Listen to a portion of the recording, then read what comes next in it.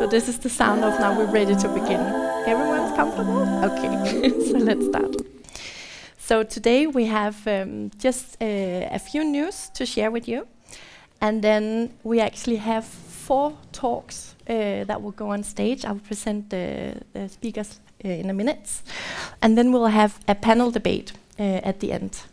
So around half an hour for presentation and 20 minutes for discussion among all afterwards. Just a little note on our community. So we're still happy that you're coming and everything is seems to be growing strong still. What we have of news from the community is one of our own PhD researchers. We have a new piece of research out on decoding corporate climate transition plans. It's from Astrid here and other colleagues, Anders as well. And there's a lot of fine elements there. And you can go and have a look. She actually investigated among 14 different frameworks, different components for companies to look into. So you can find it and look more into that. And also, I guess you've heard it before, but at the end of the month we have our conference. So more than 200 people will join us there. And there's still a few seats available if you would like to join as well. It's up north at a very beautiful location. And there will be more than 90 presentations in the community there.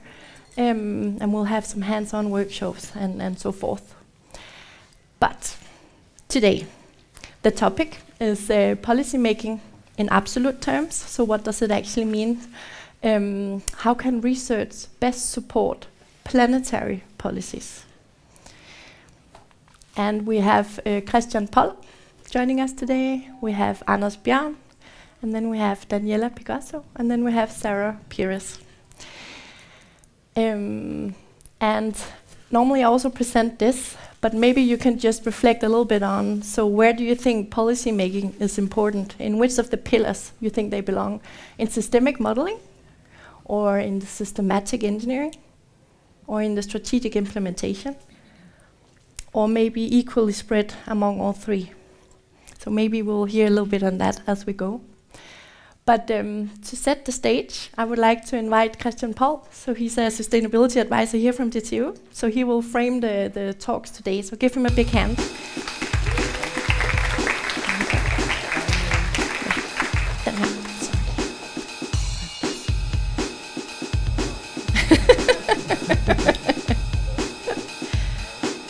Can see it, no? Yeah, it's good. There we go. Yeah, my name is Christian. I've just settled my contract with DTU, so by 1st of September I started with DTU again for the 4th time, and I'm very happy to stand here and talking about something that comes from a variety of my experience.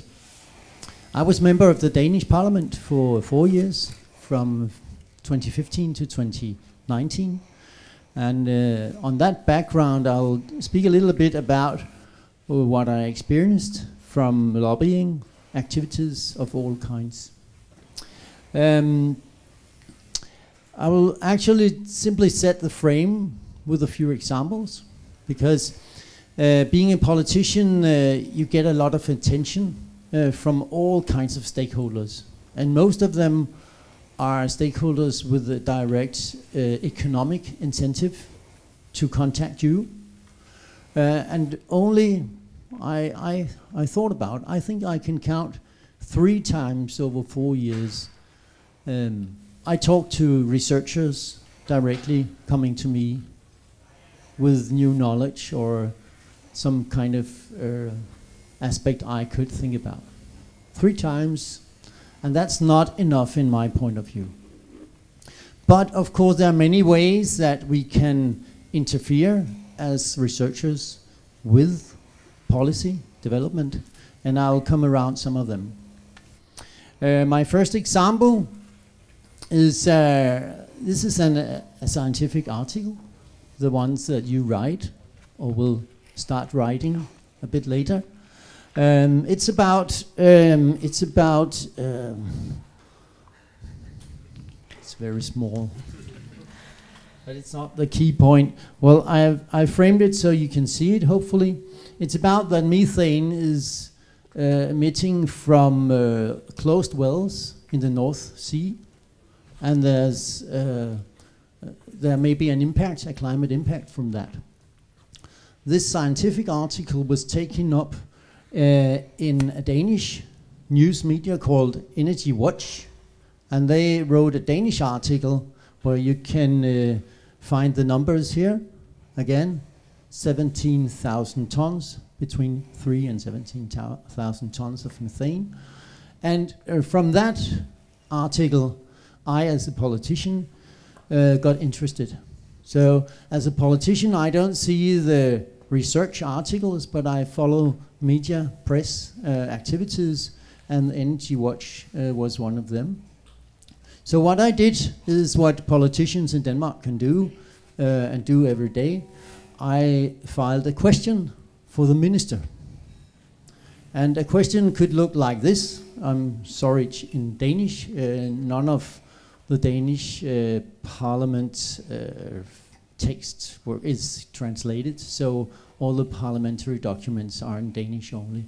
But the point is, I asked the minister, based on the article in Energy Watch, what is the situation for Danish oil activities, oil and gas activities in the Danish part of the North Sea? And 1 month later, I got an answer. Here you can see my question repeated. And this document is a statement from the minister in Denmark. And it's available for all future time for everyone that wants to read it. So here we have a statement from a minister telling me about the situation in the North Sea from the Danish oil activities. And everyone can dig into that and maybe ask a follow-up question or do anything else they want to do with this piece of information. And maybe it would be interesting for you to think about that this came from a scientific article, scientific paper. So when you write things like that, it might pass on to the next level of media and into the policy process. Another example is about manure and heavy metals in manure. And here, this is what is called a suggestion for a parliamentary resolution, which a politician that is not member of the government, but in the opposition, can file a suggestion like this. And it's based on, again, scientific knowledge. This time it's Aarhus University that has made a study about heavy metals in soil. And also you can see there's a reference to DTU on the right-hand side, but that's an old study that's been referred to. My third example is about environmental zones in cities for cars driving in the city emitting particles. And it's also a parliamentary resolution. Here you have an example of a reference also to Aarhus University, as I remember. So some politicians, they dig into what is happening in academia and they pick out relevant knowledge and they put it into resolutions like that. So, to sum up, you can interfere in many ways with politicians, and I have put up 7 levels, but it's not, and maybe the arrow is not relevant because it's not that they become more and more efficient. They all kind of important in their ways. You can work with social media, you can write articles, you know. The article in Energy Watch maybe was a good example. Maybe a journalist asked the researcher and there was a citation as I remember it. So you can interfere in many ways, And these are some of the ways that we can discuss during this session. Thank you. Thank you very much.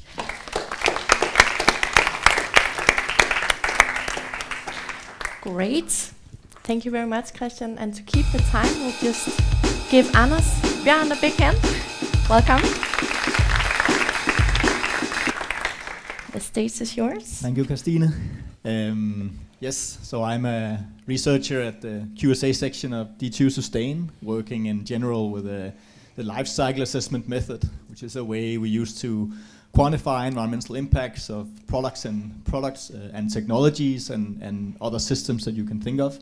I've also brought some examples or cases, if you will, around how my own research and research projects I'm involved in somehow interact with policy along some of the different axes that Christian was outlining before. So my first example is a paper that I did in my PhD project. It has a quite boring title, but basically the point of the paper was to allow a translation of LCA, so life cycle assessment results, into a way that makes them comparable to the carrying capacities of the planet.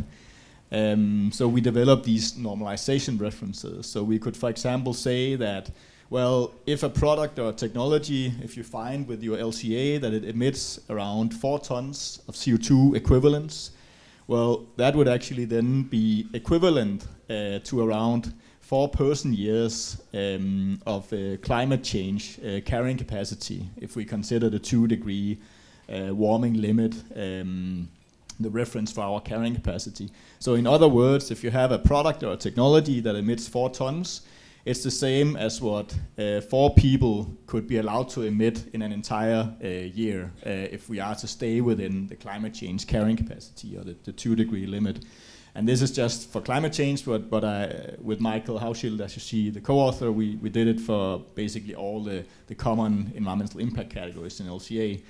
And we didn't really think so much about policy when we wrote this paper, but then some years later, it was actually taken up by the European Commission. So they have this joint research center, which is physically located in Italy, where they part of what they do is they kind of scan scientific development. They also have a bunch of in-house scientists.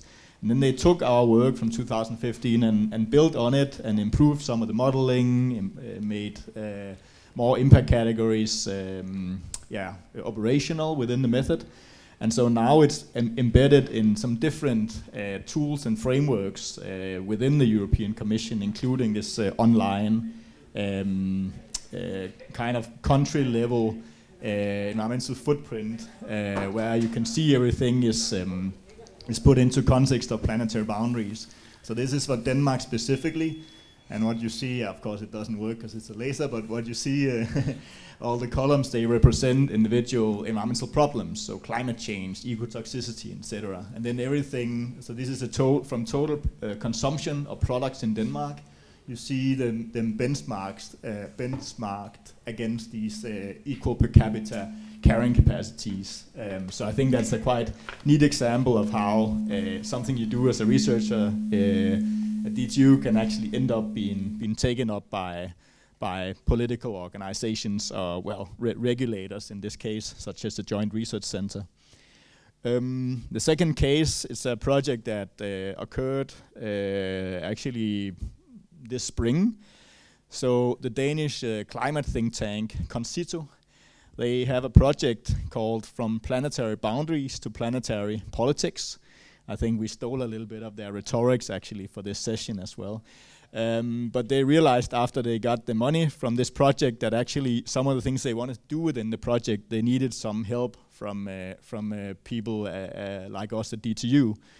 So we were basically commissioned by them to do some of the tasks that they wanted to have done in the project. And that involves identifying suitable environmental indicators and data for establishing a baseline.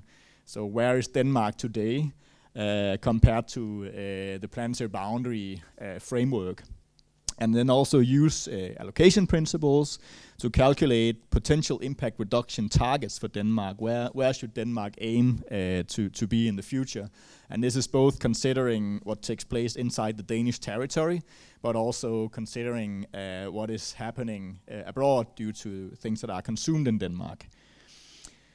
The third case is also involving Concito, because they didn't think it was a complete disaster with the first project we did together. So we got this other project together, where we went and joined forces on a grant application around the question about how we can see Denmark transitioning to staying within a limit of 3 tons of CO2 equivalents per capita per year in the year 2030, or, and this is like the small letters, or as close as possible, because can probably reveal to all of you that we will not go to 3 tons per capita by 2030, but still the exploration is how if we combine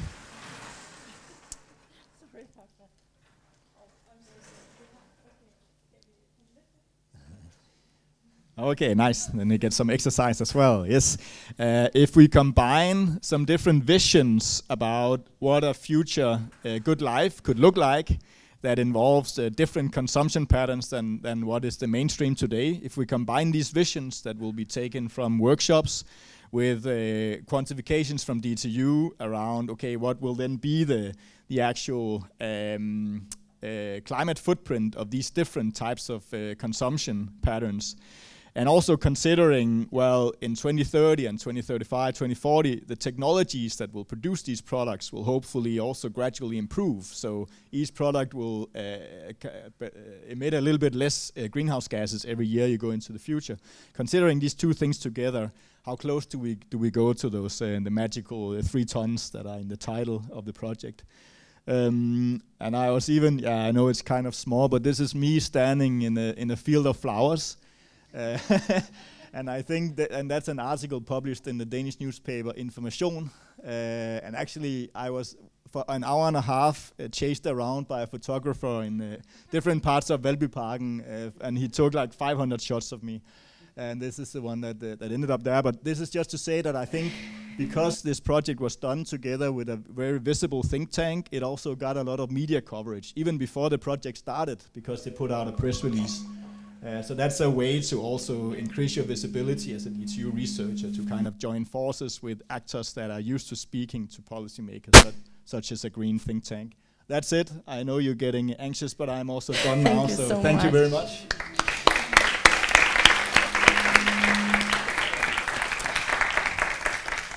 Yeah, and then for the next speaker on stage, please give Daniela Picasso, professor from DTU Construct, a big hand. Just press it one more time. Welcome. Stage is yours. And you can also see my dancing style, I guess. Beautiful. I'm really glad to be here today to share a little bit of our experience on working with policy making. And I must say, I've been learning a lot with Christian, with Anna, with Sarah, because I'm quite new in this area. So I don't have 3 examples to share. I'll just share just one. But that's the one where we are quite proud about as well. So we know that sustainability policies haven't been there for a quite long time. And despite everything that is happening just now, we can also see that they are still on the rise. I mean, we could spend the entire week, maybe even the entire month, talking about all the different types of sustainability-oriented policies that are getting out there just now or are in force already, that are really driving industry in the direction towards sustainability. And if I have to have a guess, I would say that they will continue starting to grow. As you could see from the planetary boundaries, we are in a quite tricky situation just now, and we really need strong policies that will allow us to be within the safe operating space.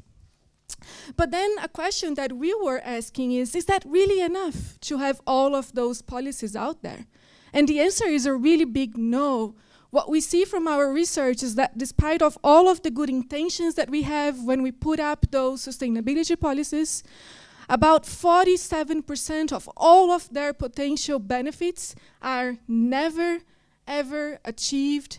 And this is due to what we call rebound effects. So rebound effects are all of those unintended consequences that emerge when you introduce the new sustainability policies or interventions in general that will end up changing behavioral and systemic aspects of the system that will end up actually offsetting their potential sustainability gains. And if we are not meeting about half of the potential sustainability benefits, I think we actually have a quite big problem to solve. And we start working on that more on the design perspective with the Reboundless project. But shortly after, we also got a very big interest from policymakers as well to understand how might we prevent the rebound effects of our policies. I mean, we work so hard to get the right inputs, also coming from academia. We work so hard in making them implemented in the real world. If they are not really enough for achieving the benefits, we probably need to learn how to develop those policies in a better way. And that's what we are doing in this project. So our main goal is to enable a paradigm shift for preventing those rebound effects of sustainability-oriented policies. And it always started with a policy brief that we worked together with the Joint Research Center, the same group actually that Anas has been working together with in Italy. And this has brought loads of attention from a number of different sets of stakeholders. And up until now, we are about halfway in the project, started 6 months ago. We have already managed to involve more than 40 different stakeholders, not only from JRC, but also from the European Environmental Agency, from Greenpeace as one of the key NGOs in that field, a number of different Danish organizations, all the way from think tanks like Concito, but also Danish industry, ministries, parties, and so forth. And what I find super exciting is that our work is also getting beyond Denmark, and we are also working just now a lot with the Dutch government as well. But I wanted to share 4 main insights that we learned in working with those different types of stakeholders so far. The first insight is has to do with how science can actually help facilitating better political discussions. If we do have science-based knowledge, we can support policymakers to understand what are the rationale behind it, and hopefully they will be able to take better decisions when putting those policies up front. The second one is that if we are able to support the development of policies with science, then we will hopefully also have more trustworthy policies being implemented in the real world, and that can really make a big difference. Then we also learned that if we are to bring science into policy, we need to do it from the earliest possible time in the policy development cycle. The earlier you come, the higher the potential of science being implemented is. And then finally, the fourth learning is that science can really help enhancing the effectiveness of policy measures. If we are able, in our case, for instance, to prevent those rebound effects, then we'll also be able to achieve their overall potential sustainability benefits as well. And that was all for now. I want to thank you on my behalf, but more than that, on behalf of all of the people that are behind that work as well. And they are all here. Maybe if you can just raise your hands, Frederick, Anna, Christian, Daniel, and Giacomo. Okay? Thank you very much. Thank you so much, Daniela.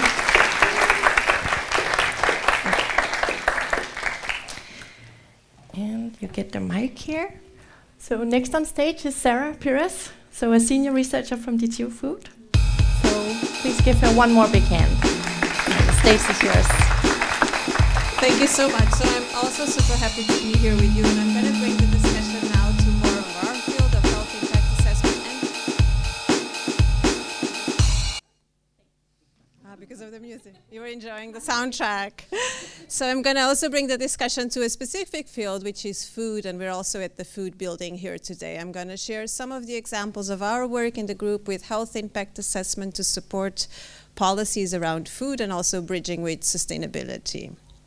But so unhealthy diets, if you're not aware yet, are major causes of the burden of disease globally. And according to the Global Burden of Disease study, the way we currently eat is responsible for over 7 million deaths each year. And you see here the top dietary risk factors for our region. So this is within the European region. And we can see that what's causing this burden is not only the too high consumption of the usual suspects like red meat or processed meat, but also the low consumption of some of the foods that we know are associated with beneficial effects. And this is despite very important policy instruments like food-based dietary guidelines. We also see here the current recommendations to the Danish population about what to eat and how much to eat.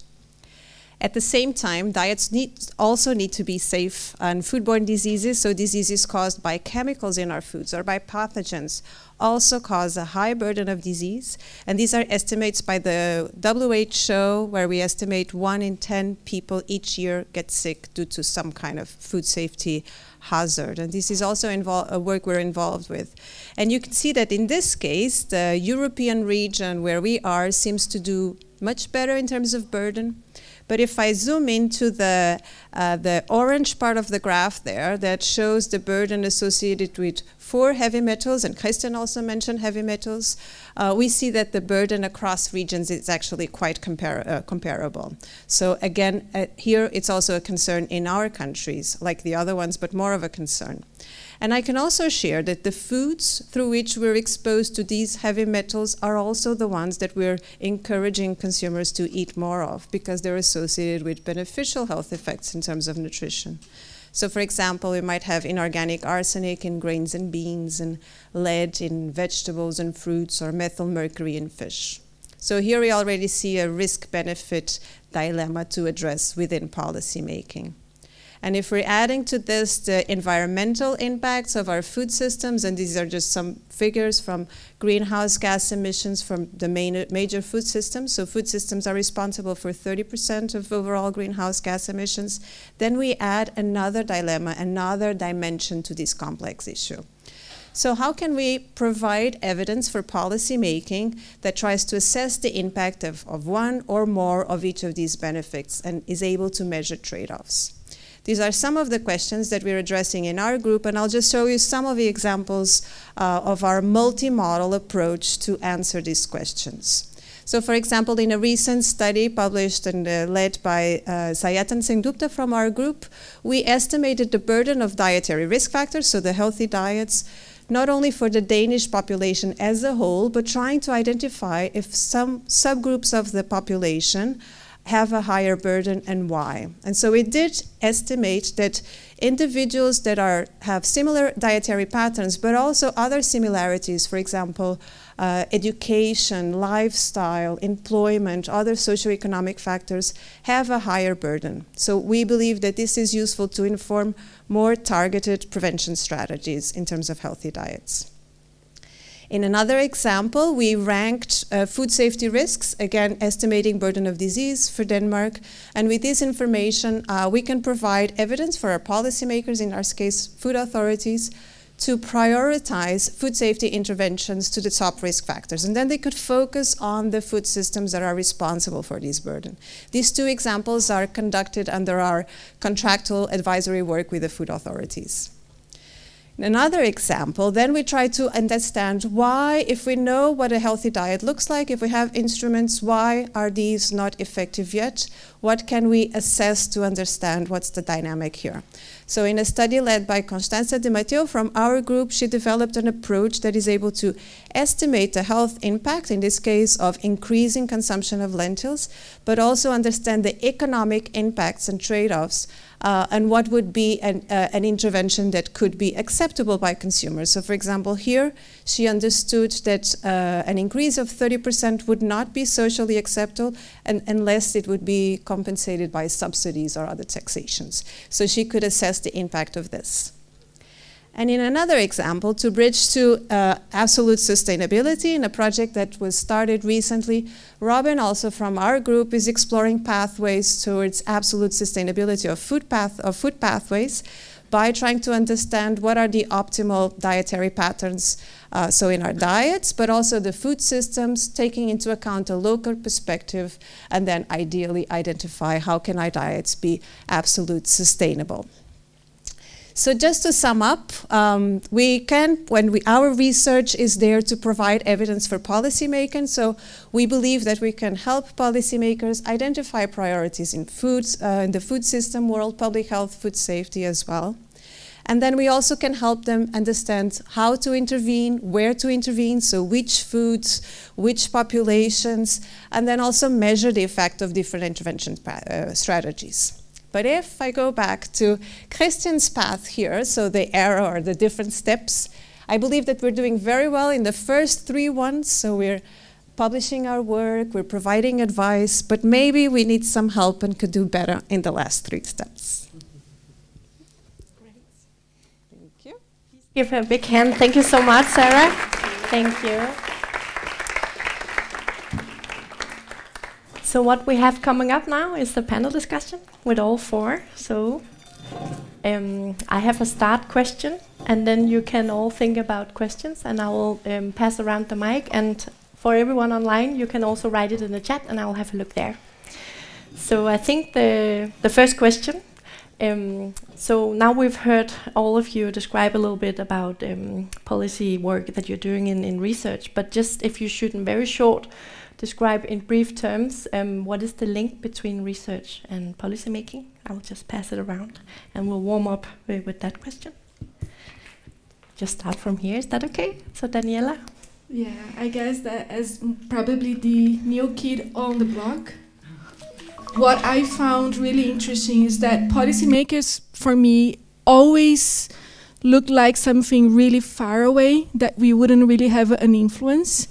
But what I realize more and more through the work we are doing is that they do have a lot of interest on the work that we do at universities.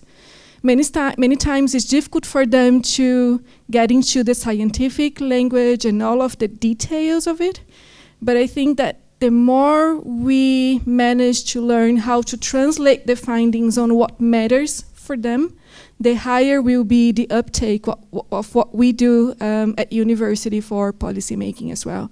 So I'm really positively surprised by the openness I've been receiving the past few months, by the interest, and also by the drive. They really want to do the right thing, but sometimes it's very difficult to do with the many different things going on at the same time. Thank you. Christian? Yes. Maybe some of you have been sitting wondering, I mentioned that I had meetings 3 times during my 4 years with researchers. So how many meetings did I have in total with lobbyists over these 4 years? Any guess? 300? I would say between 500-700 meetings over these 4 years.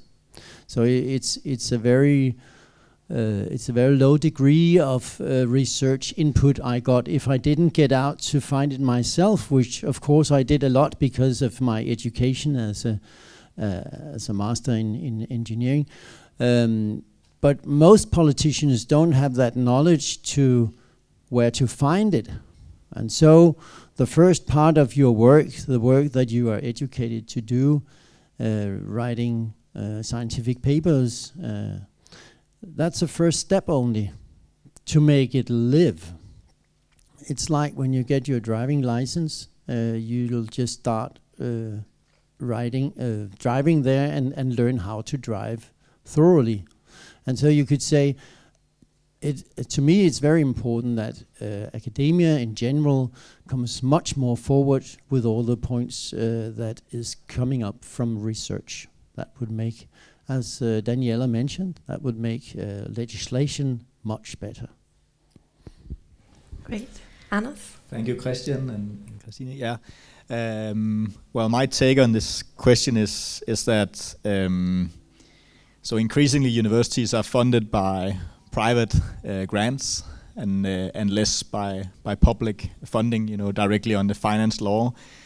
And I think that's, I mean, more funding is always good, but the balance between public funding and private funding can have some disadvantages that private funding is not necessarily have the common the well-being of everyone in society in interest. So I think we kind of owe ourselves in a way to do a bit what Christian was mentioning, and not. It's important to publish our findings in academic journals, but also going that step forward. So it could be, for example, writing some sort of popularized version of your academic finding in a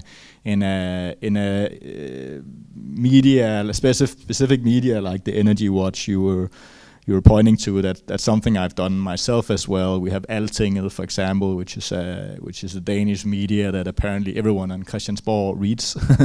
So if you can package kind of key takeaways of your research in just 1,000, 2,000 word article in one of those media, then in a way it's a low effort way to vastly increase the chance that it will be discovered, and in that way maybe also our role in society will be appreciated more, and we will stop this trend where it's in the end it's going to be only private grants funding everything we do here at DTU. So yeah, thank you. Thank you. And Sarah? Thanks. Well, I think that just to build on this, that of course, for example, in the work that we all described, our aim is to provide evidence for policy making. So ideally that goes all the end and the full policy cycle. But I think we could also make a difference by interacting with different types of stakeholders. And sometimes this might be, for example, in our case, the World Health Organization that doesn't implement policies itself, but has a very, very important role in terms of raising awareness, setting up an agenda, and then has a tripling effect to national governments as well. So work that informs this type of panels, expert groups, World Health Organization or other UN agencies or European commissions by this, and you've also mentioned being commissioned by by Concito, so this also might have an impact, and then we can publish in scientific papers as well as the dissemination means that you're all mentioning. They're also very important. Yes. Thank you so much, Sarah. Okay, so that's a good opening. So if you can keep the mic in the panel. Any questions here in the audience? I'll just take the closest one. So here. I can also wait. Yeah, that's okay. You go ahead. Hi. Thanks a lot for the very interesting talk and panel. I have a quick question because you have discussed quite a lot information going from academia to policy making. So that would be one part of the loop. But then you also, I imagine, have the feedback loop from policy making to academia, what you, I think, don't have commented a lot on that. So do you have any experience, I guess, yes, with that? Could you explain a bit more how it's kind of shaping current and maybe projects to come, and how do you kind of integrate this feedback loop from policy to academia as well? Because it's something that would be quite interesting to me. That's a great question. We actually have the exact same online as well, so it's perfect. So you want to start, Sarah? Yeah, I would just like to comment on this. Not that we see it all the time, but I think seeing it or not, it's definitely an advantage also for the scientific process. So for example, if we're doing impact assessments of some kind, to ensure that we're actually answering questions that are there by policymakers. So I think having that link well established, maybe improving that link will be beneficial for both sides, having more research with more excellence and then delivering results with higher impact. So ensuring that the bridge is there and well established. But maybe you have examples. Well, if we go leftmost in the green arrow that I showed you, you will see the contractual work, and that is maybe the more direct way where ministries, agencies, they put up a contract with the research institution to kind of find a solution on a political problem. So that's a formal way I just wanted to mention. Yeah, maybe I can quickly add. I think it's rare that ministers or people of parliament directly contact a single researcher and say, I read your paper, it's interesting, I was thinking about this and that, could you do like a follow-up paper? That is very rare, but I think we have a duty as researchers to keep up with the public debate, because our research informs policy discussions and policy proposals and so on, and like plans for Denmark's transition away from fossil fuels, everything like that is informed by researchers. But those plans and those discussions can also give ideas for new research questions. Like, okay, there's maybe some underlying assumption by some politicians that this thing works like that haven't really been scrutinized, and then you can do a study on that. So that's I think it's important to not just shut off from the outside world here at DTU, any university for that matter, but really be informed with the public debate. Thank you, Anders. So we have another question here. Let me see. Yeah, it should be on. There you go. I was wondering how you see the role of activism within academia. Yeah.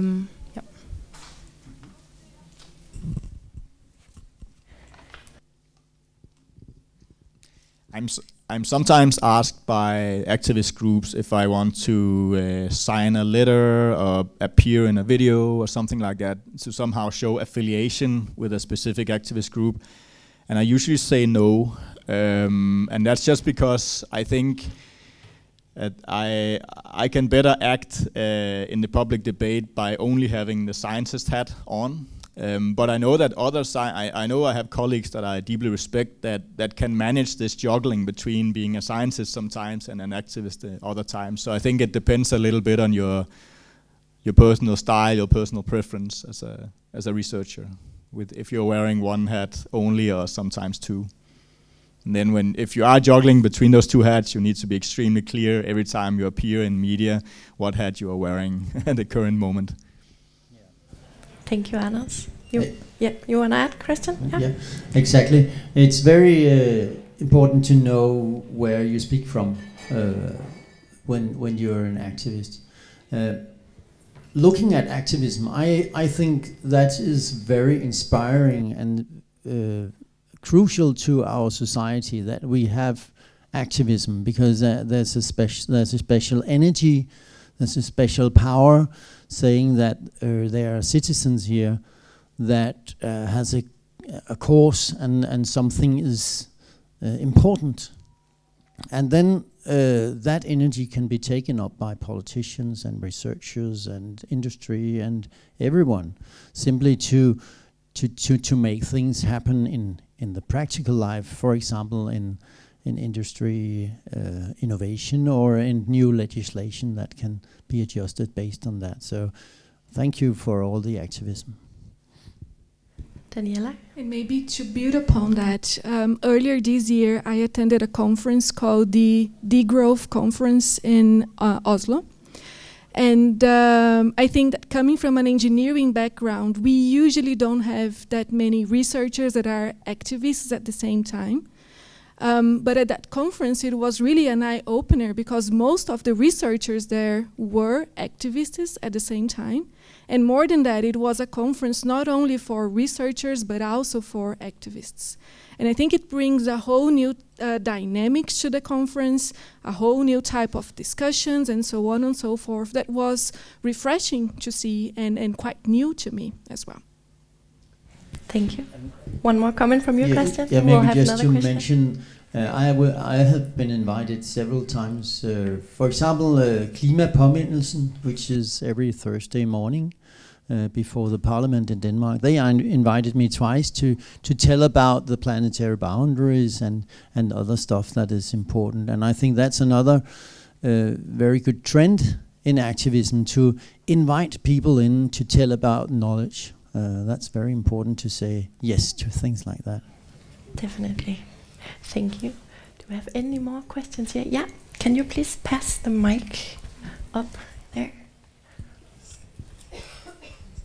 I think maybe it's like mostly a question like informed by what Christian said about only meeting like 3 times with the scientists. But I think probably all of you have something to say about it, which is, well, how come that, or like, I think, as I understand it, it's like very much the actors that contact you as a politician, but then also like, how come politicians are maybe not more interested in science, or are they interested in science? Are they interested in building policy on science? And if not, then how can we make them more interested in that?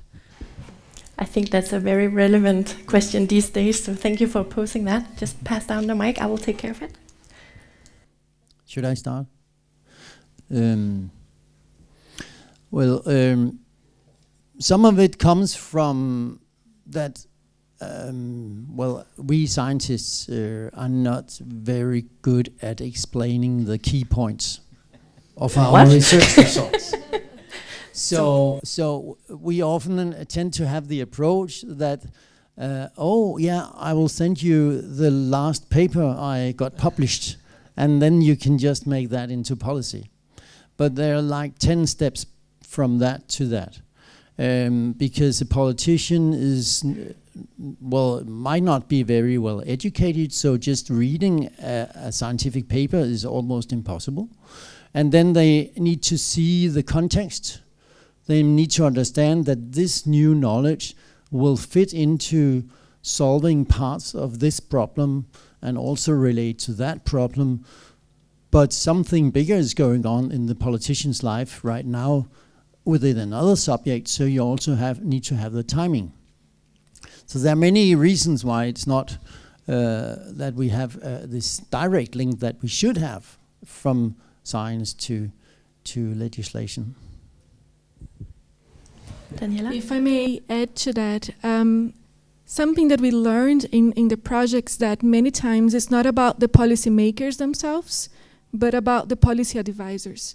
So the people that are actually doing the work for the policymakers and have the influence to reach them. So in our research, we actually understood that there's a whole ecosystem around policymakers, and if we can tap upon that ecosystem, either through advisors, think tanks, NGOs, and so on and so forth, then we can probably get the message stronger and coming from different perspectives as well. If all of them are talking to the policymaker about, in our case, rebound effects, then eventually it will come into what they are thinking as well. And usually the policy advisors, they have more time, they have more resources, and they have the interest to bring the updated knowledge to policymakers. So this could be a way in the conversation. Yeah, thank you so much. I think let's end the panel discussion with one last question, which is, if you could change one thing, what would most improve the impact of your research? And you can think of big things here. Anything that could improve how you influence policy making? Christian? Well, actually, in the research university legislation, I think there's an obligation for researchers to put forward the research result to society. And I think we should consider being more proactive in how we do that. So it's not only talking to school pupils or to industry, but also much more directly to politicians in various settings. That should be investigated. I think that will help a lot. Yeah, and Sarah after. Daniela? Maybe in one word, I think I would change the mindset. The mindset of researchers, the mindset of policymakers, and the mindset of how research can actually bring value for policymaking. Great. And Sarah? I agree with both, and including like the dissemination of results in different formats. But as I mentioned before, I think I would also improve the link with the policy cycle to ensure that we're addressing the relevant questions at the relevant time and to the relevant policymakers and stakeholders. You have anything to add, Anders? No. No. No big parliament meetings every month listening to what your latest research and no? Okay, let's end it there. Let's give them a big hand, and thank you so much.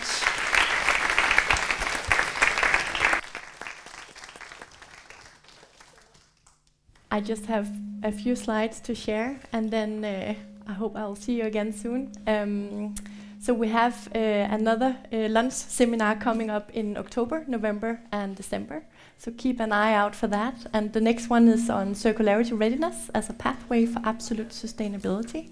So we'll have a good talk on that one. Digitalization is the next, and then living within the limits. And all the links that have been shared, you can find them here. But thank you so much for a super engaging lunch seminar today, and thank you for all of you to take the time to join us. Let's give them one big hand. Thank you.